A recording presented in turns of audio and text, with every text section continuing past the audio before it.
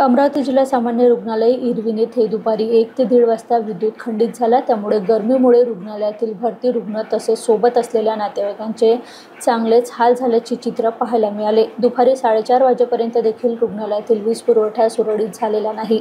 रुग्णालयातील वार्ड क्रमांक 5 हा बालरुग्ण विभाग असून येथे भरती चिमुकल्यांना सांभाळताना पालकांना चांगलाच मनस्ताप सहन करावा लागत आहे। घेऊन फिरताना दिसून येत आहे। जिल्हा सामान्य रुग्णालयात जनरेटर असताना सुद्धा वीज पुरवठा खंडित आहे। रुग्णालयातील विजेचा लपंडाव कायमचा केव्हा थांबणार असा प्रश्न पुन्हा एकदा उपस्थित होत आहे। माझे नाव जयश्री प्रकाश आकोडे आहे। मी अमरावतीतलीच रहिवासी आहे।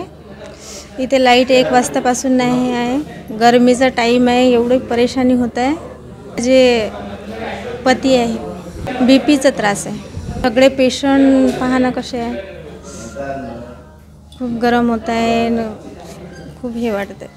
लाईट आली पाहिजे लवकर। किसनराव येवत्तो अंजनगाव सुरजी, माझे भावसासरे प्रवीण विनायकराव नाथे। आम्ही इथं कमीत कमी नाही तर 11:30 वाजतापासून आहो। नाही भरती बरं लाईटच नाही तुमच्या इथं। हो नाही, इथं 1 वाजतापासून 1 वाजतापासून लाईट नाही आहे, त्यामुळं आम्हाला प्रॉब्लेम चालला। आम्ही बाहेर बसलो होतो। ट्रीटमेंट चालू केली त्यांनी। गरमी होत आहे ना पेशंटला, आम्हाला गरमी होत आहे, त्यांनाही पण गरमी होत आहे। नाव पूनम शरद तायडे, इरविनमध्ये आहे मी 5 नंबरला।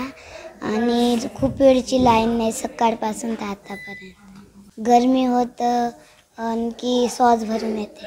आज गरमी होत आहे, नाही ताप आला मला आणि सर्दी।